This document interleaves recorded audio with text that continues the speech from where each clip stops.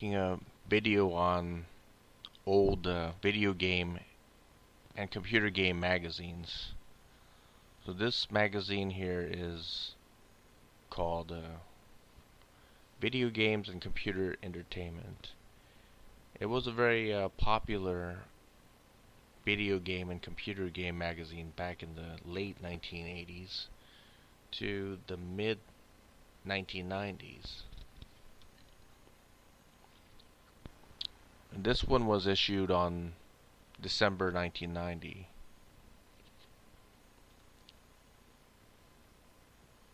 They had a monthly release of magazines. Usually that was the case for most magazines. They would release a magazine every month.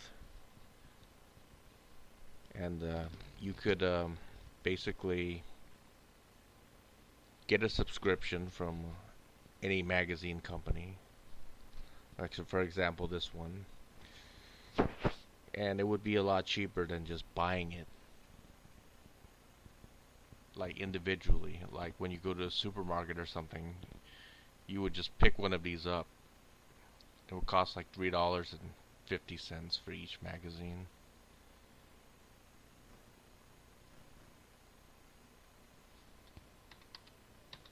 If you in inflation adjusted dollars, that would be about, let's see, a gallon of gas today is about $3.99, and back then it was like $1.10. So a magazine back then in today's inflation adjusted dollars would cost $12.70. It's a lot. $3. I mean, back then $20 was a lot of money, but not so much now. So if you got a yearly subscription, it would cost about maybe $19.95 or something, or $20. It was still a lot cheaper. You get a big savings if you just did a subscription. You'd save about $22.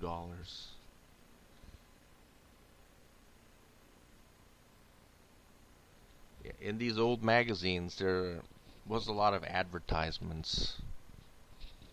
As you can see right here, this one's advertising this laser scope, some kind of zapper thing, light gun or whatever.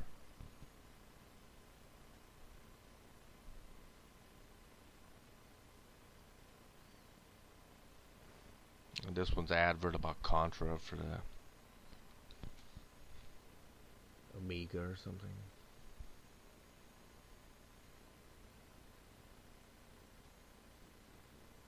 That's like the table of contents.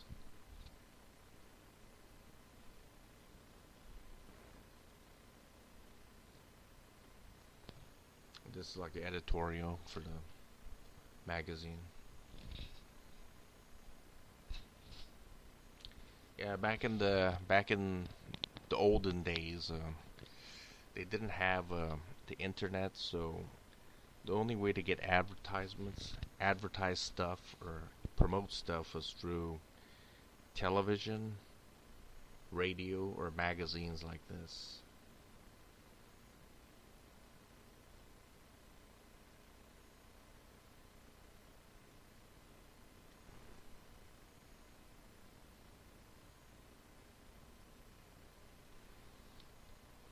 A lot of advertisements.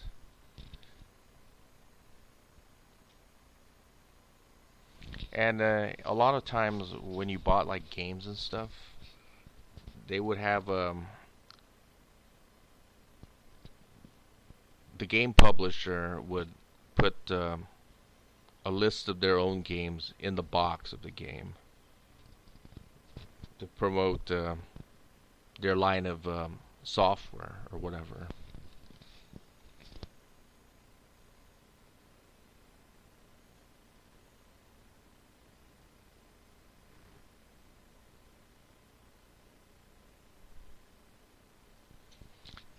This is handheld gaming system. It only had like one game, and the game was kind of like in a LCD black and white format.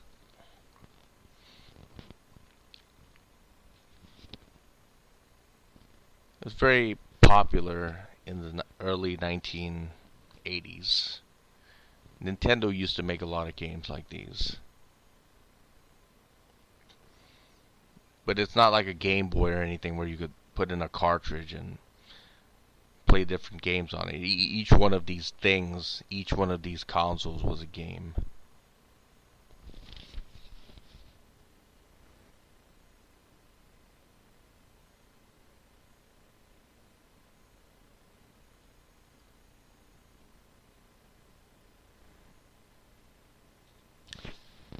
A lot of times in these old magazines, whether it be Nintendo Power or this magazine or other gaming magazines, they would have like a part in the magazine where they would have tips for games, you know, hints and tips and stuff like that.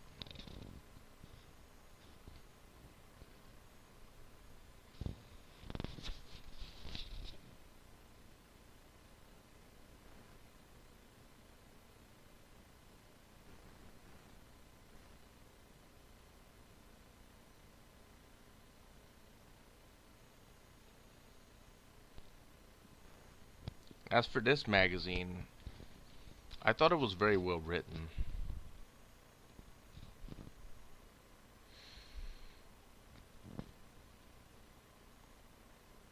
And the audience, it was aimed for audiences who were older, maybe like in their late teens or 20s or something like that.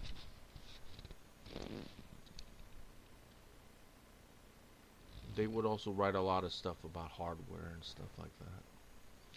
Back then, computers were very expensive. As you can see right here, it says 286 12 megahertz system with a 20 megabyte hard drive was $1,499. That was like the slowest computer you could get at the time. And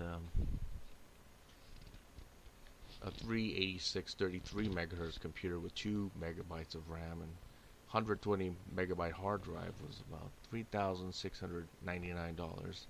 If you want to get a 486 or something like that, 486 25 megahertz or 33 megahertz DX, it cost anywhere from maybe $5,000 to sometimes $10,000, depending on the maker.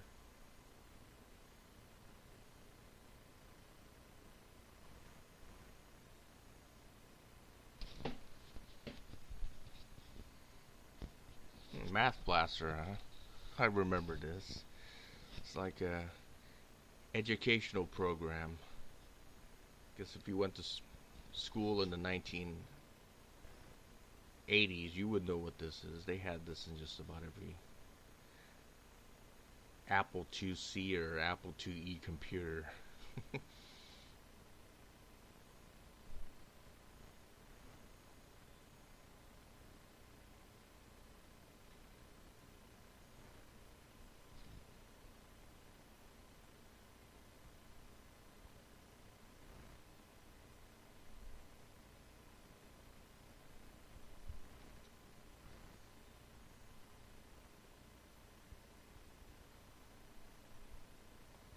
And this magazine also writes about the latest trend in computer games and video games and stuff like that, like right here. Computer game sales soar in second quarter. And at about 1990, the computer gaming industry was pretty much in its infancy. It wasn't really it isn't a multi-billion-dollar industry it is today. It was quite small.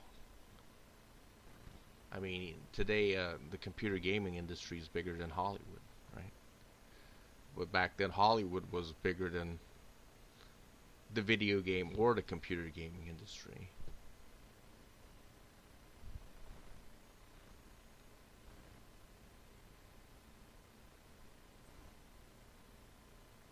There's an advert about Game Boy. I mean, an accessory for Game Boy, Light Boy. I remember this. You could play Game Boy in the dark.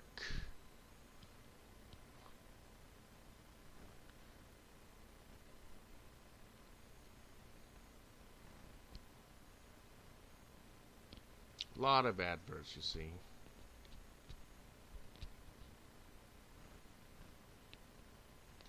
And this is also a common theme with computer PC magazines or PC magazine. You would have a lot of adverts on these magazines. So many adverts.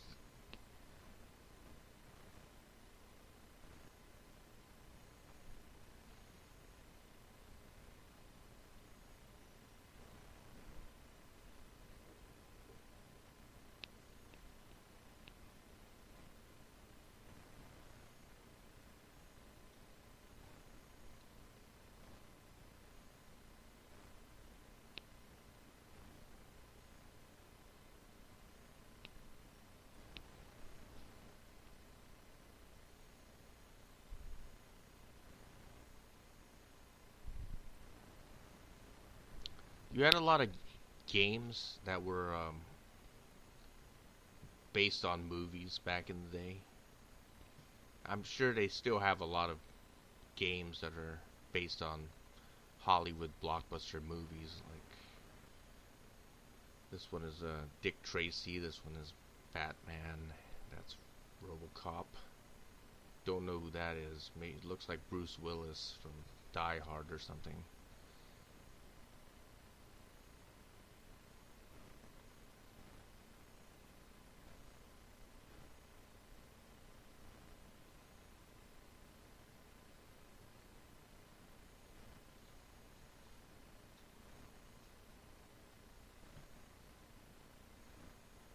TurboGrafx 16. This was a pretty popular game system back in the day. Didn't use any cartridges. It used something called Who cards. Kind of like the Sega Master System. They also used a card like this. You could literally put one of these cards in your wallet. It was as thin as a credit card. Oh, the Turbo Express. Neat thing about this thing was you could watch TV with it also. It's like this antenna right here, you see it? You just plug it into where the cartridge was. Cartridge slot is, and boom, you have a TV. And TVs back then used antennas.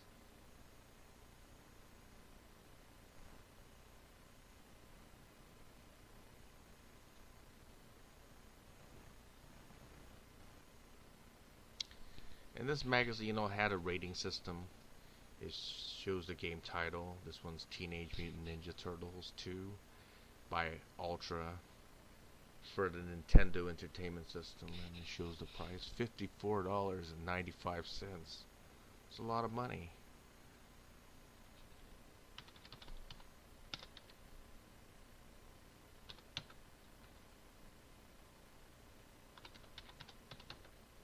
It's like today's money, that'd be like $174.84 for that game.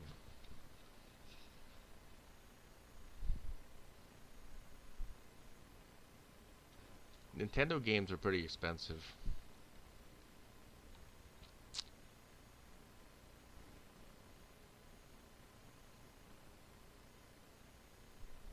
They even have a rating system. Sound is like, it's rated from 1 to 10.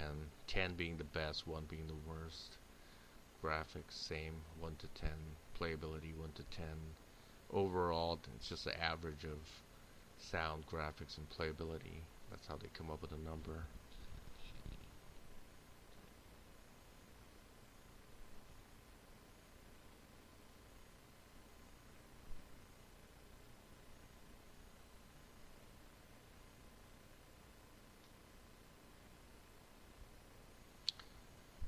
As for this game, I thought it was pretty good on the NES. I played this game. I would say the graphics would Well, that's about 8. They put 8. Sound was okay. I would put 7 on there. It was it wasn't as fun as the arcade version. That's what I would say. Maybe that's why they put such a low mark on playability. But you really, back in those days, the arcade version was always better than the home video game console or the computer game version. All the time. There's no exception.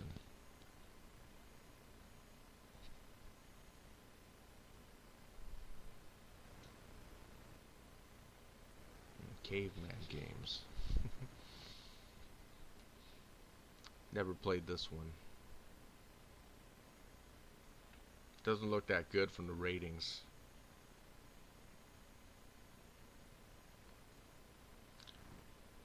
As for the games being expensive back in those days, they did rent out video games back in the 1990s and late 1980s. I think Blockbuster came up with the idea of renting video games to the public.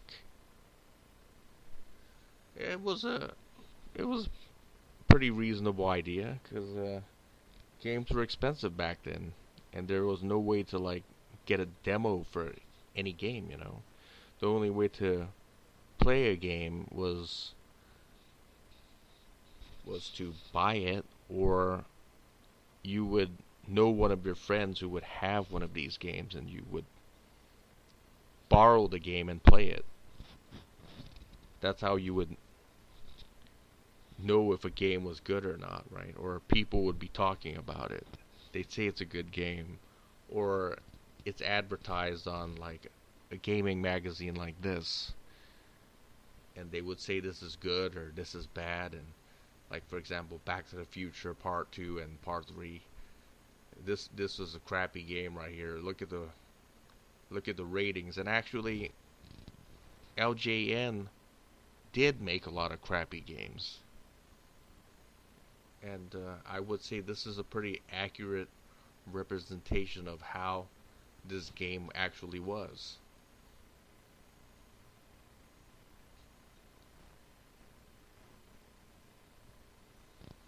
And back in the 90s and stuff like that, if you want to rent a video game, I think it costs like $2 or $3 or something like that. And a movie or a VHS or something costs like maybe $1 or $2 to rent. That's how much it was in the 80s. I remember it was $1 to rent a movie back in like 1986 or something like that. They would have a lot of video stores back then, and you would leave like your credit card with them, and it was kind of like a collateral. If you didn't return the video, they would just take it out of your credit card.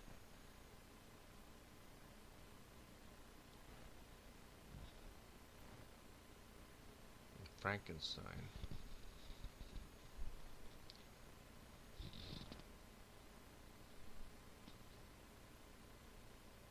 Ninja Spirit.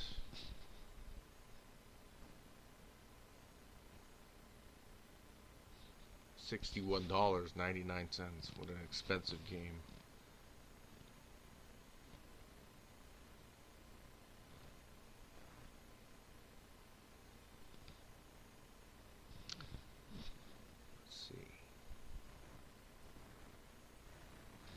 Used Nintendo cartridges. I remember this. You could sell your video games to like businesses like this. This is BRE software, and they'd buy it back. They'd buy it from you, and they would sell used games for a little bit more.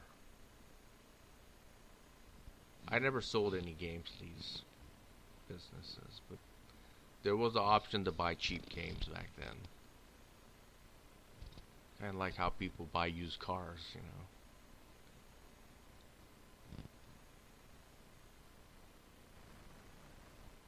Hellfire.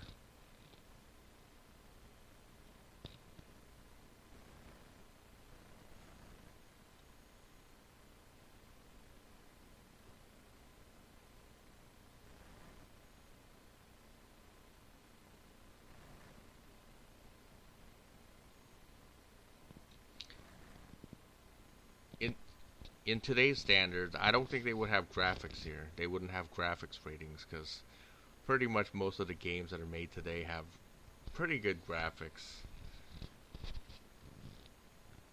Or sound, this would be negated. This and this. Playability probably more so, that would be rated and stuff like that. And today it would be more like special effects and stuff like that, that would be rated.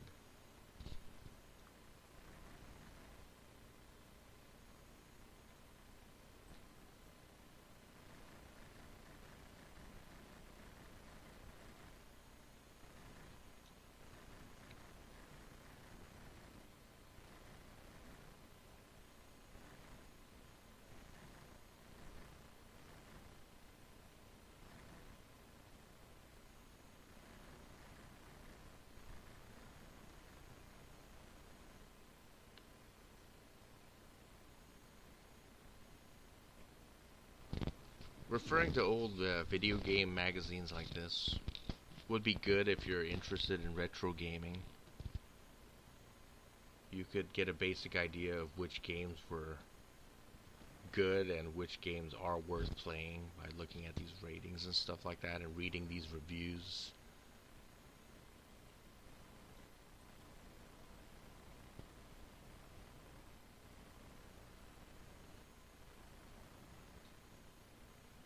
Falcon 3.0, this was like the best simulator game back in the 1990s.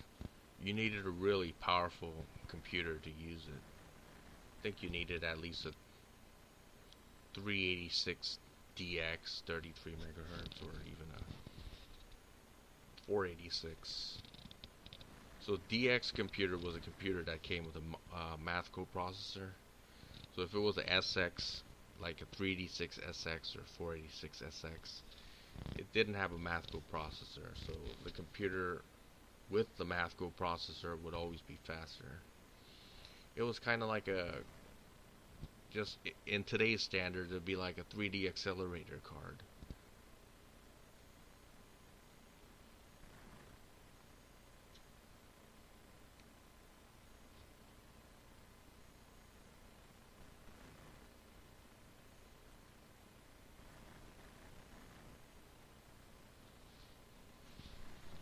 Microprose, this was like a very big video game company, publishing company back in the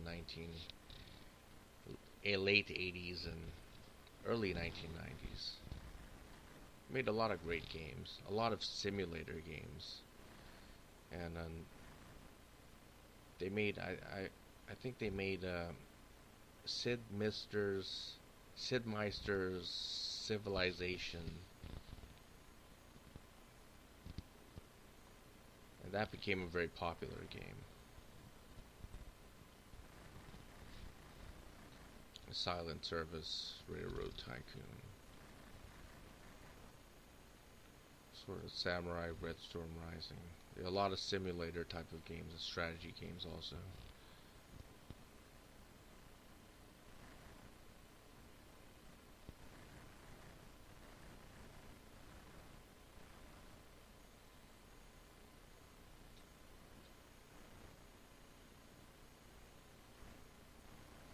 This magazine has like, let me see how many pages it has.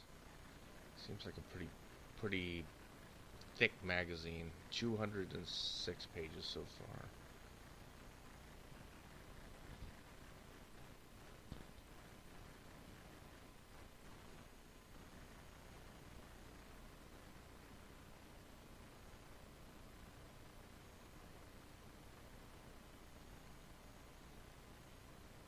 Funko, that's another company that buys used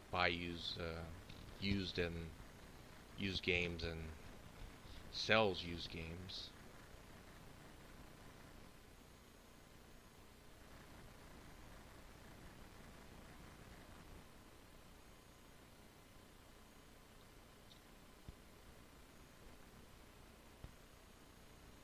Yeah, this thing had about 222 pages. That's pretty big magazine.